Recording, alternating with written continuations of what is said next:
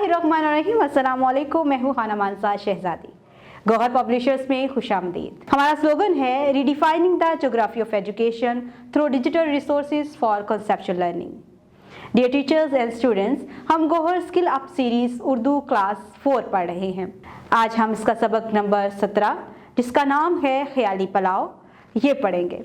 सबसे पहले हम इसके हासिलाते ताल्लुम सीखेंगे। सबक नंबर 17 ख्याली पलाव हासिलाते ताल्लुम।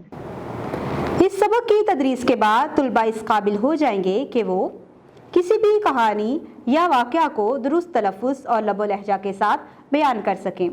इबारत सुनकर अहम नकात और अज्जा से मुताल्लिक मालूमात, मुशाहिदात और ख़यालात बयान कर सकें। अल्फाज के हिज्जों में ना पढ़े जाने वाले हरूफ पहचान सकें। अददी तरतीब को जुमलों में इस्तेमाल कर सकें। खाके और उन्वान की मदद से 10 से 12 जुमलों पर मुश्तमिल कहानी लिख सकें। मुकालमा लिख सकें।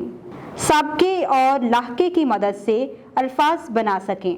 पहेलियों को पढ़ते हुए इनमें पोशीदा दानिश को समझ सकें। मुरक्कब अल्फाज को पहचान और इस्तेमाल कर सकें। डियर टीचर्स, जैसा कि इस सफ़े पर कुछ सवालात भी नज़र आ रहे हैं जिनको हम सबक के पढ़ने से पहले पूछेंगे। पढ़ने से पहले ख्याली पलाव किसे कहते हैं? आपको कोई मज़ाहिया किरदार याद है तो इसका नाम बताएं। डियर टीचर्स, आज हमने सबक नंबर 17 ख्याली पलाव के कुछ छोटे छोटे सवालात पेश किए हैं जो कि हम बच्चों से सबक पढ़ने से पहले पूछेंगे। आप इसी तरह से इसके मुतालिक कुछ और भी सवालात पूछ सकते हैं ताकि बच्चे सबक की तरफ आमादा हो सकें और हमेशा दिलचस्पी का इजहार जाहिर करें।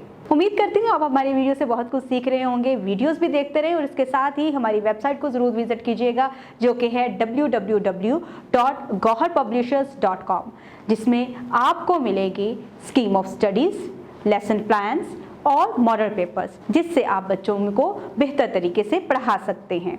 उम्मीद करती हूँ आप इन वीडियोस को बहुत देख रहे होंगे, पसंद कर रहे होंगे। मज़ीद वीडियोस देखने के लिए और जानने के लिए हमारे साथ रहिएगा। मिलते हैं अगली वीडियो में, तब तक अपना बहुत सारा ख्याल रखिएगा। खुदा हाफिज़।